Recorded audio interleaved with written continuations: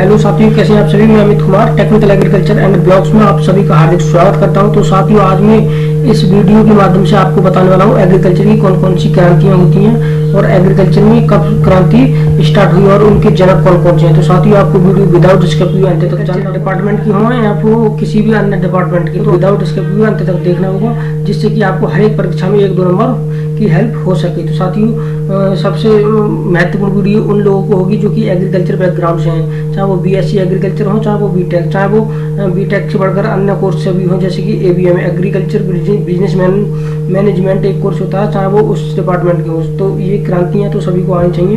तो साथियों, सबसे पहले आपको मैं अपना ये गूगल क्रोम खोल लेता हूँ। तो इसमें मैं टाइप करूँगा, सिंपली टाइप करूँगा agriculture regulation in India Hindi.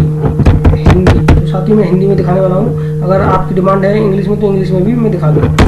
तो इसको क्लिक कर देते हैं हम।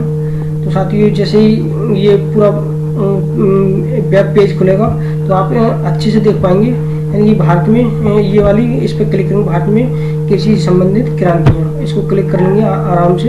अगर आप साइट पर देखना चाहते हैं तो इस वजह से मैं बता रहा हूँ, साइट पर देख कर जाकर के भी देख सकते हैं। अगर साइट पर नहीं जा रहे हैं तो इससे भी अच्छे से पढ़ सकते हैं, जो मैं दिखा रहा हूँ। तो साथियों, ये है यानी भारत में कृषि से संबंधित क्रांतियाँ।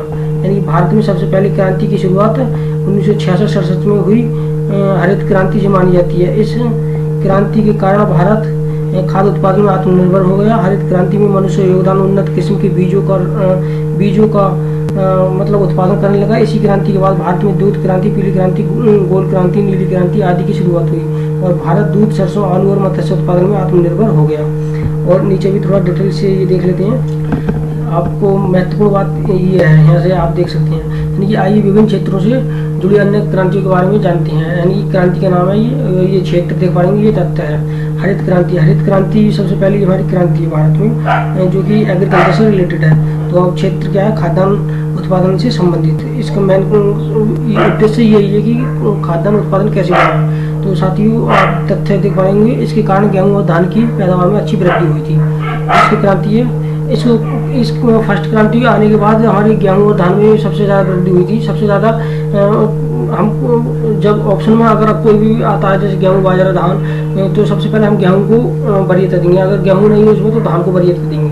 तो सबसे अहम बात यही है आपको याद रखने की। और दूसरे नंबर पर श्वेत क्रांति हम किसको कहते हैं, दूध उत्पादन से संबंधित है। तो आप बिल्कुल भी कंफ्यूज ना हो, कभी आप खाद पे लगा दें, खाद की अलग क्रांति होती है, मैं आपको वो भी बता दूंगा। तो साथियों, श्वेत क्रांति है दूध उत्पादन से संबंधित। इसकी शुरुआत हुई थी 1964 से 1965 के बीच में, यानी कि हरित क्रांति के बाद आई थी, जिसे ऑपरेशन फ्लड कहा गया है। इसको ऑपरेशन फ्लड के नाम से भी जाना जाता है। श्वेत क्रांति अगर कोई नहीं पूछे, बोले कि ऑपरेशन फ्लड क्या है, तो आप बोल सकते हैं श्वेत क्रांति के लिए ऑपरेशन फ्लड कहा गया है। यानी कि दूध से संबंधित है ये। पीली क्रांति क्या है, पीली क्रांति खाद्य तेलों और तिलहनों फसलों के उत्पादन को बढ़ाने के लिए ये हमारी पीली क्रांति है। यानी कि हम खाद्यान्न फसलें जो होती हैं हमारी तिलहन, तो उसका तेल उत्पादन कैसे बढ़ाएं, इसके लिए ये पीली क्रांति आई। पीली क्रांति आने के बाद भारत तिलहन उत्पादन में आत्मनिर्भर हो गया। 2013-14 में 32.9 मिलियन टन यानी कि हुआ। यानी कि इतना हमारा जो कि पीली क्रांति के आने के बाद ये उत्पादन हुआ था। नीली क्रांति का क्या महत्वपूर्ण उद्देश्य रहा है, तो साथियों आप देख पा रहे हो नंबर 4 पर, मत्स्य उत्पादन की वृद्धि के लिए चलाई गई। यानी कि मछली पालन के लिए नीली क्रांति कहा जाता है। 2013-14 में भारत में 95.8 लाख टन मछली का उत्पादन हुआ। भारत विश्व का दूसरा सबसे बड़ा मछली उत्पादक देश बन गया। तो साथियों, आप ये सबसे महत्वपूर्ण बात यह है कि इन क्रांति जितनी भी हमारी एग्रीकल्चर की क्रांति सभी को आपको अच्छे से पढ़ लेना होगा एक बार। तो नंबर 5 पे गुलाबी क्रांति, पिंक रेगुलेशन बोलते हैं इसको इंग्लिश में। ये प्याज और झींगा मछली के उत्पादन से संबंधित है। तो आप देखते होंगे, यानी कि प्याज और जो झींगा होता है वो गुलाबी टाइप में होता है, उसी वजह से उसका नाम गुलाबी क्रांति रख दिया गया। भारत विश्व का सबसे बड़ा झींगा और मछली उत्पादन देश बन गया है। यानी भारत देश हमारा विश्व में सबसे बड़ा मछली और झींगा उत्पादन देश बन गया है। और सबसे ज़्यादा मछली उत्पादन हमारे कोलकाता यानी वेस्ट बंगाल में होती है। और ये भी बात आपको याद रखना होगा। काली क्रांति क्या है, काली क्रांति हमारी पेट्रोलियम खनिज तेलों के उत्पादन को बढ़ाने के लिए एनीथोल का उत्पादन भी बढ़ाया जाएगा। इसका संबंध है कोयला उत्पादन से भी है। तो साथियों आप इसको याद रखेंगे, काली क्रांति किससे संबंधित है। कभी आप किसी और को टिक लगा दें तो खनिज तेल से संबंधित रखेंगे, ऑप्शन में आ गया खनिज तेल, तो खनिज तेल पे आप टिक कर देंगे। कभी आप येलो रेवोल्यूशन पे लगा दें, ये येलो रेवोल्यूशन से संबंधित नहीं है, खाली खनिज तेल काली क्रांति को ही बोलते हैं। पेट्रोल में एनीथेल को 10% मिलाकर बायोडीजल बनाने का लक्ष्य है, यानी कि जो हमारा एनीथेल जो होता है वो काला कलर का होता है, उसी के नाम पर ये काली क्रांति रखी गई है। ये आप अच्छे से याद रख पाएंगे। यानी धूसर क्रांति क्या है, ग्रे रेवोल्यूशन, ये उर्वरक उत्पादन में वृद्धि का लक्ष्य है। यानी धूसर ग्रे कलर का जो होती है, धूसर का मतलब ही ग्रे कलर है, तो उर्वरक उत्पादन में वृद्धि का लक्ष्य है इसे। इसी क्रांति के कारण देश में 25.5 मिलियन टन उर्वरक की खपत हो रही है। तो साथियों ये हमारा उर्वरक उत्पादन से संबंधित क्रांति है। रजत क्रांति के बारे में देख लेते हैं। नंबर 8 पे रजत क्रांति यानी कि सिल्वर रेवोल्यूशन। भारत में अंडा उत्पादन और मुर्गी के उत्पादन बढ़ाने के लिए इसका मतलब क्रांति को लाया गया।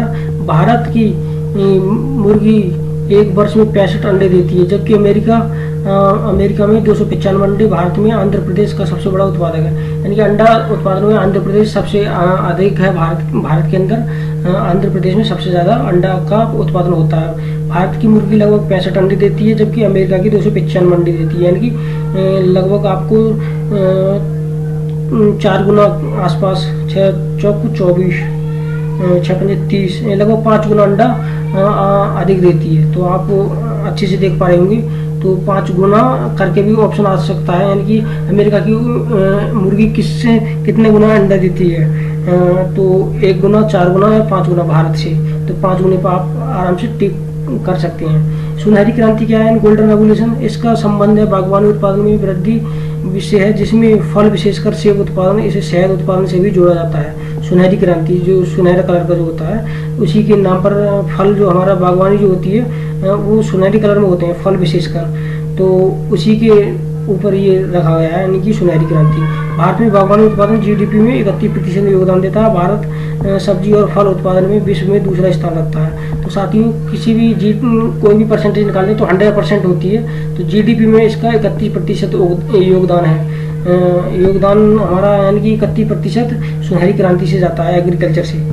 इंद्रधनुष क्रांति क्या है, इसमें हरित, पीली, नीली, लाल, गुलाबी, भूरी, धूसर और अन्य सभी क्रांतियों को साथ लेकर चलने का लक्ष्य है। इंद्रधनुष यानी इंद्रधनुष में 7 रंग होते हैं, तो उसी के आधार पर इन 6-7 क्रांतियों को मिलाकर के ये क्रांति बनाई गई है। जुलाई 2000 में नई कृषि नीति को लागू किया गया, इसी को इंद्रधनुष क्रांति कहा जाता है। इंद्रधनुष का मतलब ही 7 रंग जो होते हैं उसमें। तो साथियों मैं आपको एक शॉर्ट फॉर्म बता देता हूँ, इंद्रधनुष में कितने रंग होते हैं, तो आप ये याद रख पाएंगे, बेनिया, हप्पी नाला।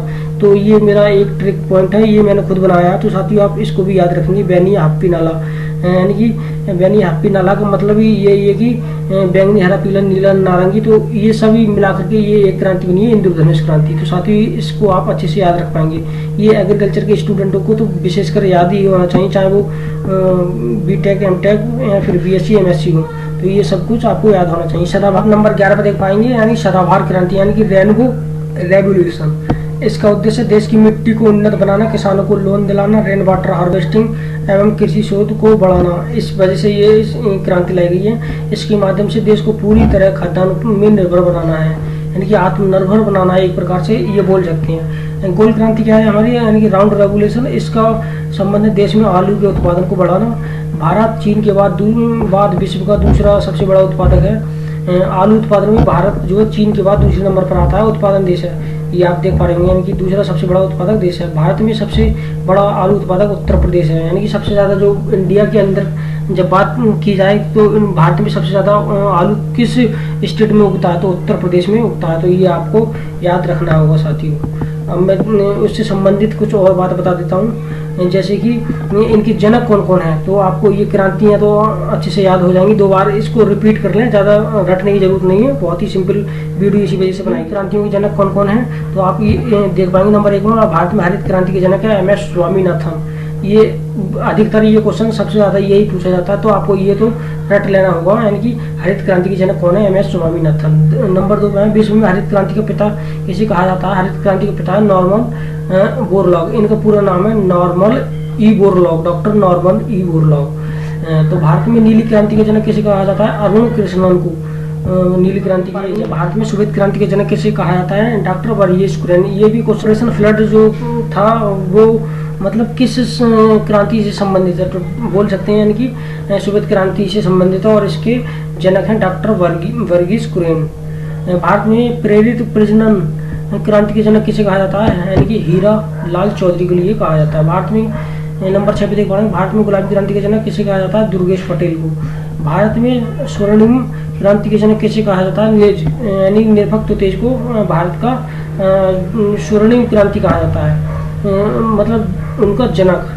भारत में लाल क्रांति के जनक किसे कहा जाता है? विशाल तिवारी के लिए कहा जाता है साथियों। भारत में सिल्वर क्रांति के जनक किसे कहा जाता है? इंदिरा गांधी के लिए। सिल्वर क्रांति के जनक इंदिरा गांधी, यानी कि इंदिरा गांधी सिल्वर क्रांति को लेकर के आई, ये माना जाता है। तो साथियों ये कुछ क्रांति से संबंधित मैंने वीडियो बनाई है। और तो साथियों ये वीडियो आपको अगर पसंद आई हो तो ज़्यादा से ज़्यादा साथियों में शेयर करना, जिससे कि सभी तक ये मेरी वीडियो पहुंच सके। तो मैं आपसे एक छोटा सा निवेदन करना चाहता हूँ, अगर आपने अभी तक चैनल को सब्सक्राइब नहीं किया है तो कृपया कर चैनल को सब्सक्राइब कर लें, साथ ही बेल आइकन भी प्रेस कर लें, जिससे कि आने वाला छोटा बड़ा अपडेट आपके लिए इसी प्रकार का मैं लाता रहूँ। अगर इसी प्रकार की इंटरेस्टिंग वीडियो देखना चाहते हैं तो चैनल को अवश्य सब्सक्राइब कर लें। तो साथियों मिलते हैं नई वीडियो साथ, जब तक के लिए धन्यवाद। जय हिंद, वंदे मातरम साथियों।